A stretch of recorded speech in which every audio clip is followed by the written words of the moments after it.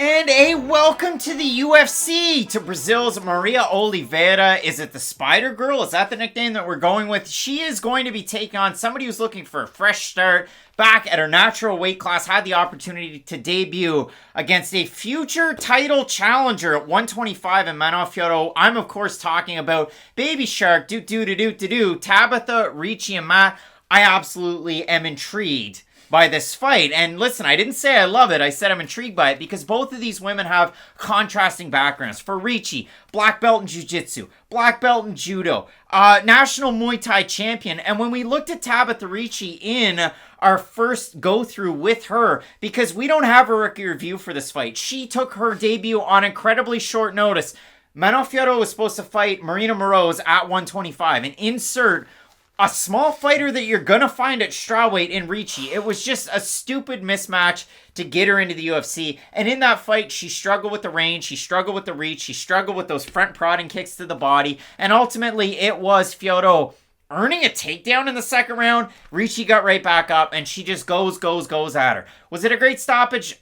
I think it was, actually, because Ricci was just kind of covering up, turning away. It wasn't overall a great fight for Ricci. But the good thing is, at 155, through the poor competition, at 115, against the poor competition that she's faced, she's been an absolute buzzsaw. And I know this is something that I talked about when we kind of did our question mark kicks debut. You look at how big of a favorite she was in her last two fights. She was more than a 2,500 favorite in her last win against Shauna Ormsby. Against Vanessa Grimes, she was a minus, 1,400 favorite or something like that. Like, it's just absolutely insane to see how big of a favorite she was with such a great background that she had. I understand why she lost her fight to start off her UFC career. I still think she is a very dynamic and exciting fighter back down at the weight class she belongs in. I agree with everything you said. It's just so hard to defend it because she hasn't fought that high of a level of competition throughout her career. Like, I agree with you. I think her striking on paper is decent. I think her grappling is, of course, phenomenal. But when you actually look at her record and do the deep dive, it is really hard to say, well, that performance proves it. Well, who'd she really beat? Like, up until the Manofioro fight, and how many times do we say this about fighters, where it's like, okay, they might be 2-2 in the UFC, but their two losses are to fighters in the top 15, and their two wins are to fighters who are no longer in the organization. We've seen this time and time again, and that kind of applies to the whole career of Tabatha Ricci. Like, I really do like her grappling. I think she's phenomenal on the mat, and if you go back and just watch her grappling matches, like, she proves that in the gi, and even outside the gi, she has some no-gi grappling matches as well. She is really, really good on the mat. It's just in MMA, it's so hard to create some sort of a narrative to say, hey, Tabatha Ricci, because of these performances, is going to go on to have a really high ceiling. Now, the UFC is doing her a very big favor in this fight because they gave her about as hard of a debut as they possibly could against Manofioro, up a weight class on short notice. This fight against Maria Oliveira is a much more winnable fight than her previous one was. If you look at it for Ricci, she's somebody that trains in Southern California at some of the biggest gyms, and it's a litany of gyms. Like, we could only throw up one or two here for the graphics, but Knuckleheads, Black House MMA, Paragon BJJ, Ruka Sport, like, she's training with some of the biggest and best minds in striking and grappling, really trying to put everything together. She's taking on Maria Oliveira, making her UFC debut. And this is one of the bigger head scratchers of UFC signing that I've seen in such a long time. And if you look at her record, 12-4, that's awesome. That's great. Plenty of finish wins to boot. I look at the level of competition for her. Out of her 12 wins, 8-17 is what it is. The average, if you want to divide that out, it's 0.6 repeating wins to 1.416 repeating losses. It's very, very bad. She's getting into the UFC off a win over a debuting fighter. And if you go find that, find it. Find it really easy. She took on, and I want to make sure I get the name right, it was against Anila Tabosa, but it's Anila Emily if you look it up on YouTube. They're fighting in a small gym, in a small cage, and again, it's just a fighter that has experience in a filled Ryzen arena, in a Dana White's Contender Series spot against somebody who's making their debut. It was a huge mismatch, and listen, Anila lands a couple of shots in that one, but it is all Maria Oliveira. She ends up, this is the weird thing too, Tapology has the win one way, but if you go watch the fight, it's a knee to the body, and her opponent just loses her win and turns away and goes, no, I'm done. Which is weird, Because Maria Oliveira did that on Contender Series when she fought, and listen, that's where level of competition comes into play. Marina Rodrigues, it was like, I had to leave my family. My family doesn't want me to be here. I know I'm coming off a loss. I thought my career was done. Everybody kind of laughed me off when I was in Japan and lost to Kana Asakura, who's a very good fighter. But she lost that fight in Ryzen to get a Dana White's Contender Series spot to lose to Marina Rodrigues. And in that fight, she did have a little bit of success in some of the blitzes.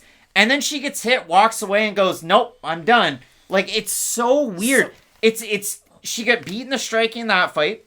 Against Asakura, she doesn't really have much success in the stand-up. She gets taken down, and that's where all is lost for Oliveira. She gets taken down. Now, again, this is years ago, but in that fight, she gets taken down, and she grabs onto any appendage she can to just try and force a stand-up. Because for Oliveira, great Muay Thai, one of the highest Thai stances you're going to find. She's built like Matt Allen, and I mean that as no disservice to anybody. Probably a great ball player. Could probably throw really hard. Very long, very tall, very upright in her stance, and the Ryzen commentary were focusing on that, saying that she likes to model her style off of an Anderson Silva. Prodding forward, really long stance.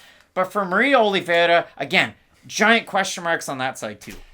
Maria Oliveira has a style that's kind of like a hydroelectric dam. Like, at range, and when it's at its best, it's doing a great job. It's keeping the water back, and it's keeping it where it's supposed to be.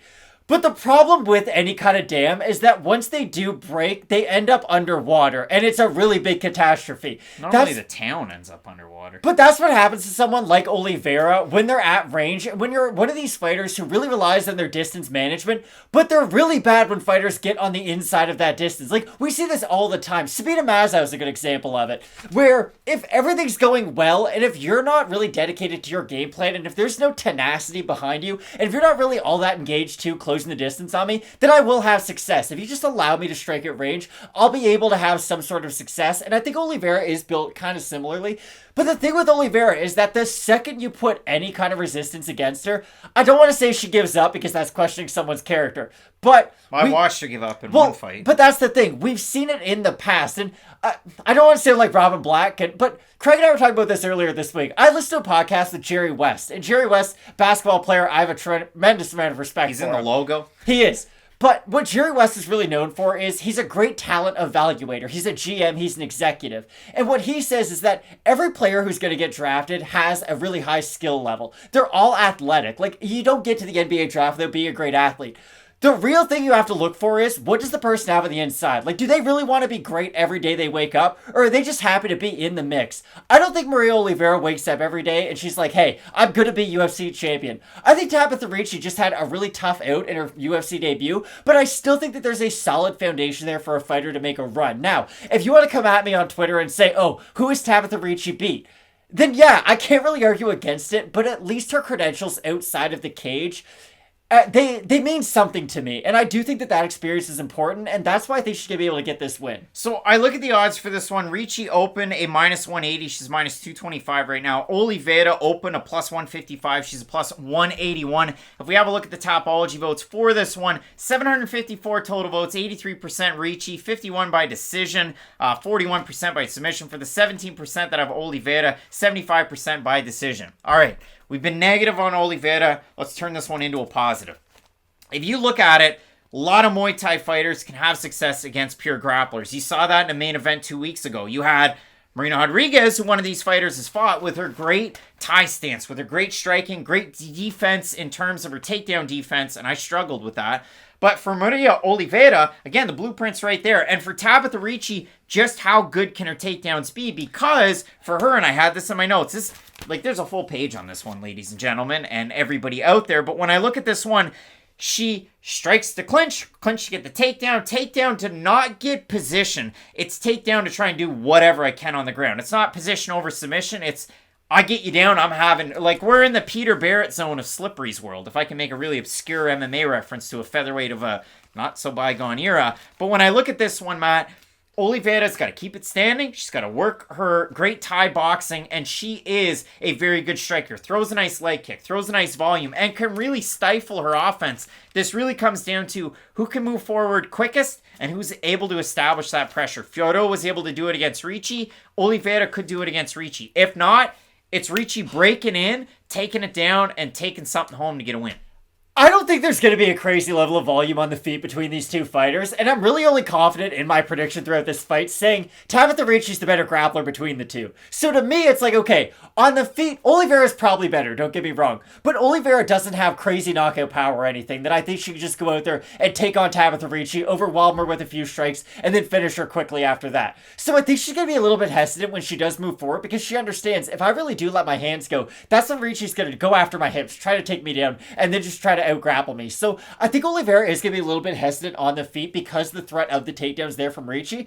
And I do think that if Ricci can get one takedown, she will be at least able to hold that position. I'm not going to say, oh, Ricci's going to get the submission because I thought if Mackenzie Dern took down Marina Rodrigues, she'd be able to get the submission immediately. And that didn't end up all that well for her. She came very close. That's the thing. Mackenzie Dern has that kind of jiu-jitsu. You really have to worry about it. I don't know if Ricci's on that level, but I do think she's going to be able to out-grapple the majority of fighters in the strawweight division.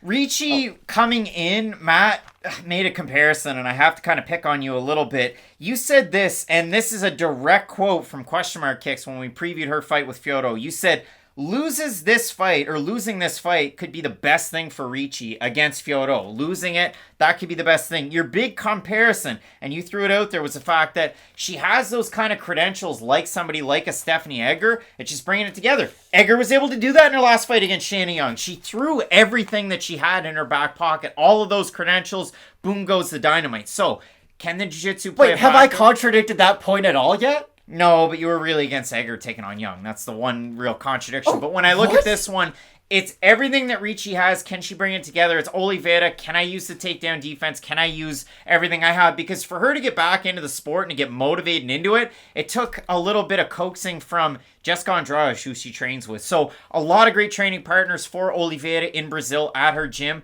For me, I'm going Ricci ever so slightly. But again, the odds scare me away. Like 2-1 odds on relative unknown commodities in terms of you look at the level of competition they faced and it's paltry compared to some of the other contemporaries in a very stacked division. I've got Ricci, definitely no bet. I've got Ricci, but I don't think either one of these fighters have like a rankings type of a ceiling. I don't. I think Ricci can have fun fights against people coming off Contender Series, for instance. I think she can stay in the UFC for a little while, but I don't think Ricci's going to win this fight then all of a sudden go on a run at strawweight. Hey, I would love to hear the opinions of everybody out there. Do you have Oliveira in this fight? Are you going with Ricci? We both have a Ricci to get the win, but Matt, big time fights coming up this weekend. Big time main event feels with Costa taking on Marvin Vettori. So keep it locked in with Fight Night Picks. We always say, let's get into it.